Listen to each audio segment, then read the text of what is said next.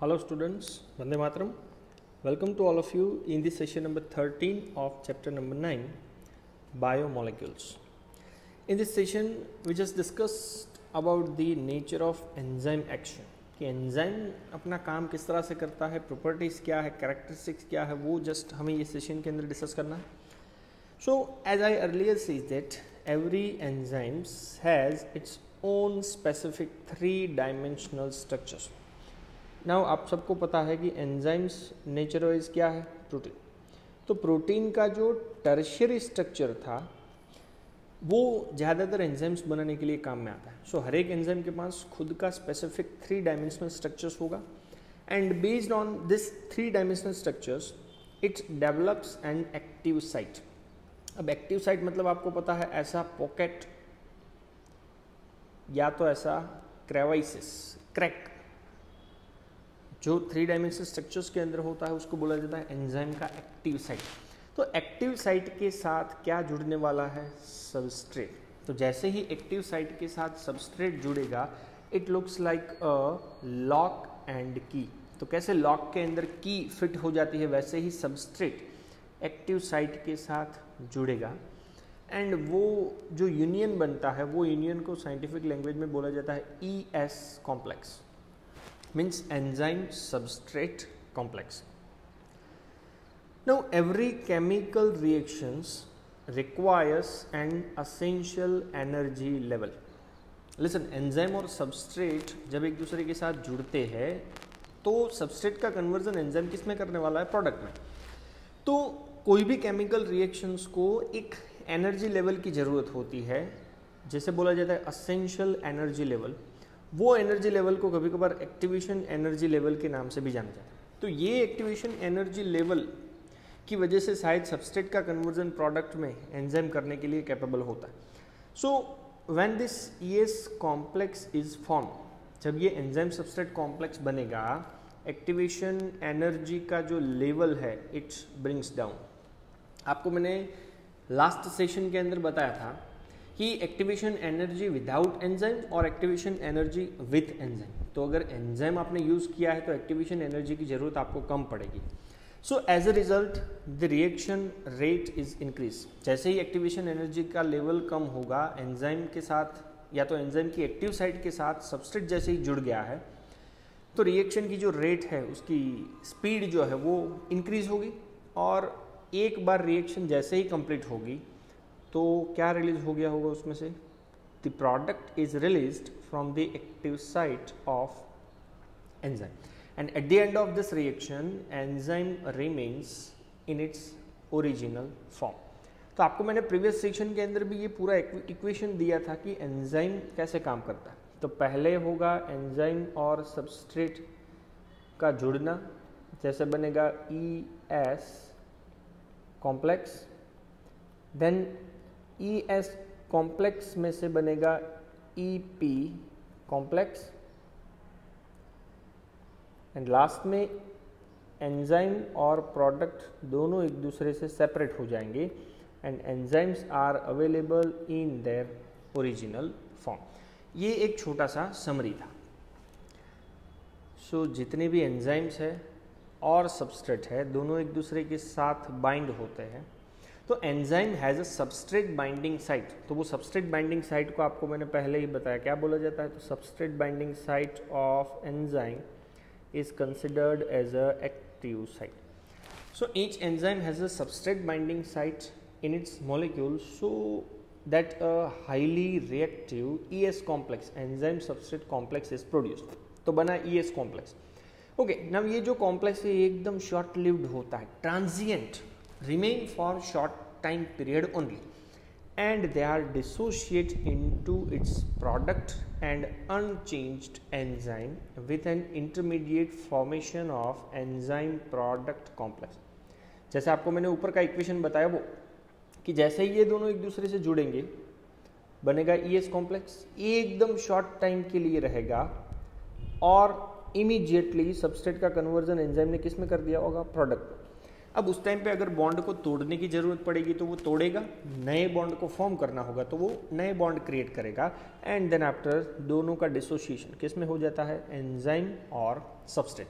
And finally enzyme अपने original form में at the end of reaction हमें वापस मिलेगा। सो ये पूरा का पूरा इक्वेशन आपको वही दिया हुआ कि formation of ES complex is essential for the catalysis. सबसे मोस्ट इंपॉर्टेंट होता है ये कि एंजाइम और सबस्ट्रेट के बीच का कॉम्प्लेक्स बनेगा तभी जाकर के पूरी प्रोसेस का कैटालिसिस हो सकता है। तो E+S ES complex EP complex then E और P दोनों एक दूसरे से क्या हो गए, सेपरेट। ये एक डायग्रामेटिक व्यू आपको दिख रहा। तो पहला पार्ट उसमें है सबस्ट्रेट और एंजाइम एक दूसरे से जुड़ेंगे, तो substrate entering active site of an enzyme. Point number 2, enzyme और सबस्ट्रेट एक दूसरे के साथ जुड़ गए तो बना ES कॉम्प्लेक्स। नंबर 3 क्रिएट हुआ EP complex. And number 4 enzyme and जो भी प्रोडक्ट था वो दोनों एक दूसरे से सेपरेट होंगे एंड एंजाइम हमें ओरिजिनल फॉर्म में वापस मिलेगा। तो ये दोनों व्यू भी सेम टू सेम उसी के लिए है। सो ये प्रोसेस हमें पूरी समझने के लिए एंजाइम की जो कैटालिटिक साइकिल है, so the catalytic cycle of an enzyme action can be described in the following step.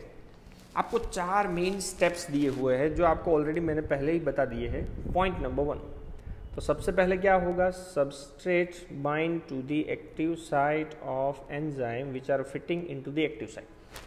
तो एंजाइम और सबस्ट्रेट दोनों एक दूसरे से जुड़ेंगे कि भाई सबस्ट्रेट एंजाइम की एक्टिव साइट के साथ एकदम फिट बैठेगा।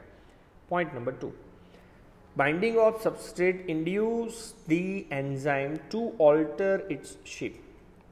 अब एंजाइम जैसे ही सबस्ट्रेट के साथ जुड़ गया तो सबस्ट्रेट की शेप के अंदर कुछ ना कुछ चेंजेस करेगा एंजाइम एंड दोनों का एक दूसरे से टाइटली कॉम्बिनेशन होगा, ज्वाइनिंग होगा।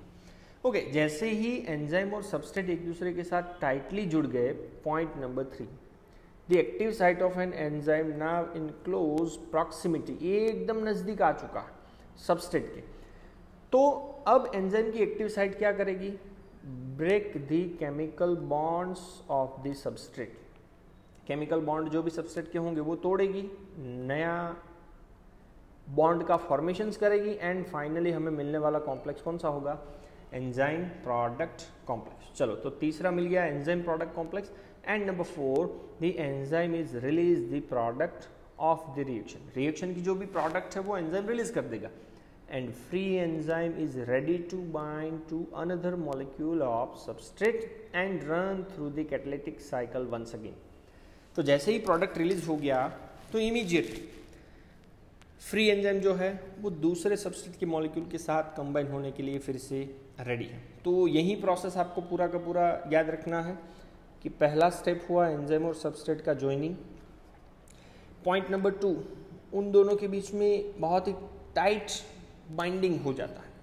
टाइट बाइंडिंग होने के बाद बॉन्ड का टूटना, नए बॉन्ड का फॉर्मेशन होना एंड नंबर 4, एंजाइम और प्रोडक्ट एक दूसरे से रिलीज हो जाते हैं। तो ये है एंजाइम की एक्टिविटी का nature, properties. Okay, in today's session, second point, just we discuss about the cofactor. Okay, कोई भी एंजाइम नेचर वाइज आपको मैंने पहले ही बताया कि एंजाइम्स आर कंपोज्ड ऑफ 1 और सेवरल पॉलीपेप्टाइड चेन। बहुत सारी पॉलीपेप्टाइड की चेन होगी, अब एक भी हो सकती है, एक से ज़्यादा भी हो सकती है। तो ये एक या तो एक से ज़्यादा नंबर ऑफ पॉलीपेप्टाइड चेन जो है उनसे ही वो एंजाइम बनता है। अब पॉलीपेप्टाइड की जब बात आती है then we can see that number of amino acid joined by peptide bond.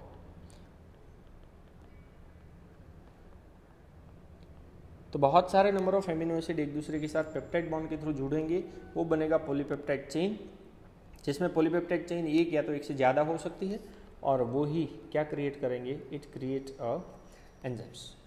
But there are number of cases in which non protein constituent, जिसको बोला जाता है कोफैक्टर. तो आज से आप लोग याद रखोगे, कोफैक्टर का मतलब है ऐसे non protein constituent are bound to the enzyme to make the enzyme catalytically active. Listen, enzyme no doubt nature wise protein है, बट एंजाइम्स के साथ कभी कभार ऐसे नॉन प्रोटीन कंस्टिट्यूएंट जुड़े होते हैं जिनका नाम है कोफैक्टर्स। वो कोफैक्टर्स का मेन रिस्पॉन्सिबिलिटी क्या है? Makes the enzyme catalytically active. Catalytically अगर एंजाइम को एक्टिव करना हो देन एंजाइम के साथ कोई ना कोई सब्सटेंस जुड़ा होता है जो नेचर वाइज नॉन प्रोटीन है, उसको बोला जाता है कोफैक्टर्स। तो मैंने पूरा इक्वेशन लिखा हुआ है कि होलो एंजाइम मतलब कंप्लीट एंजाइम।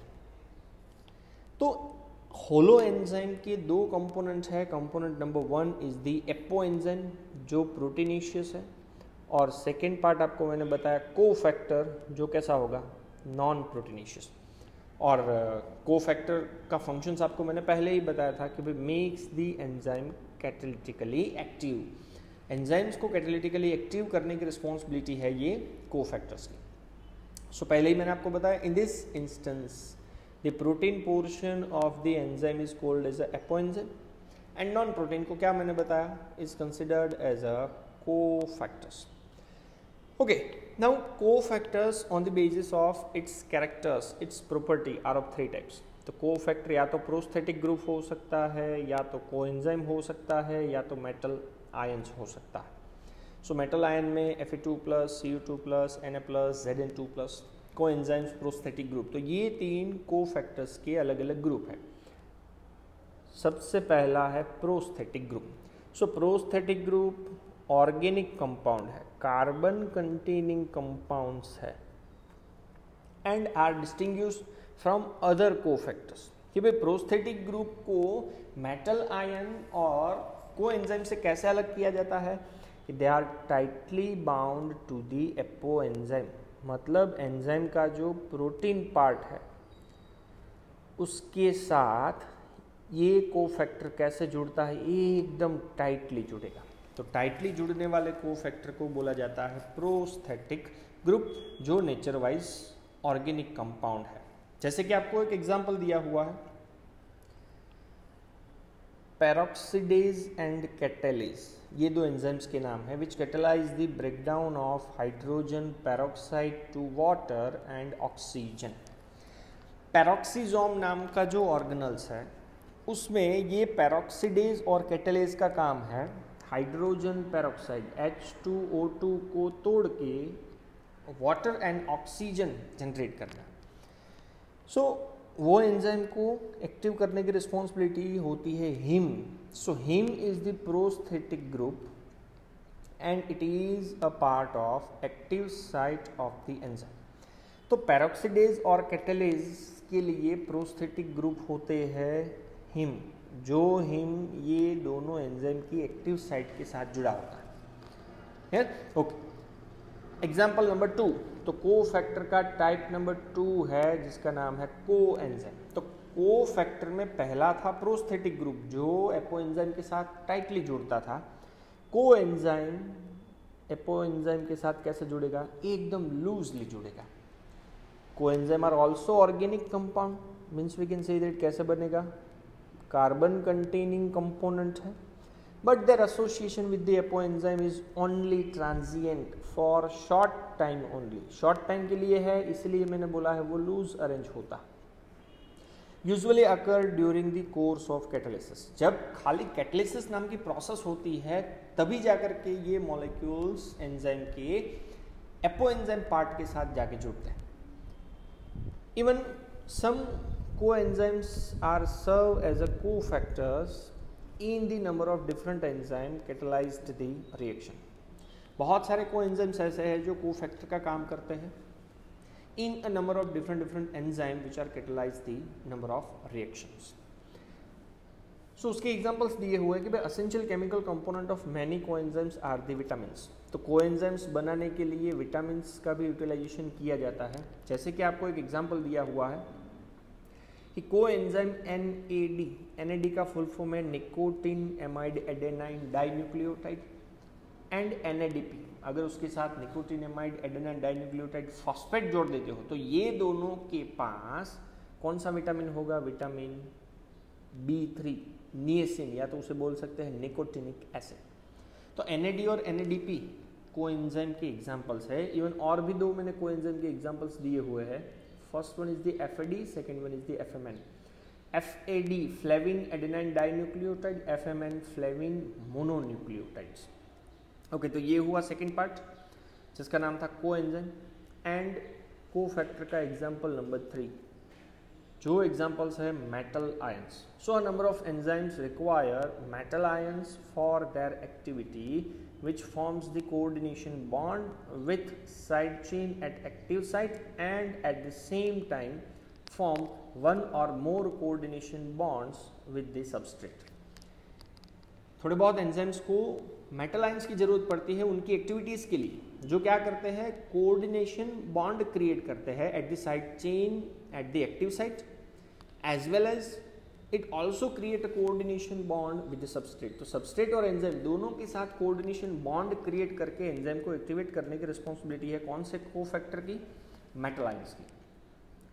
जैसे मेटल आयंस का एग्जांपल दिया हुआ है कि भाई zinc Zn2+ is the cofactor for the activation of proteolytic enzyme जिसका नाम है कार्बोक्सीपेप्टिडेज, या तो दूसरा एंजाइम आपको कंसिडर करना है कार्बोनिक एनहाइड्रेज. तो कार्बोनिक एनहाइड्रेज और कार्बोक्सीपेप्टिडेज दोनों को एक्टिवेट करने के लिए यूज होने वाला metal ion zinc Zn2+ is the one example of cofactors. Example number 2, vanadium.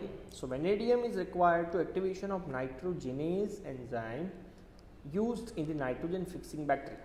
Rhizobium नाम की जो राइजोबियम फिक्सिंग बैक्टीरिया है उनकी बॉडी के नाइट्रोजिनेज नाम के एंजाइम को एक्टिवेट करने के लिए यूज होने वाला मेटल आयन वेनेडियम.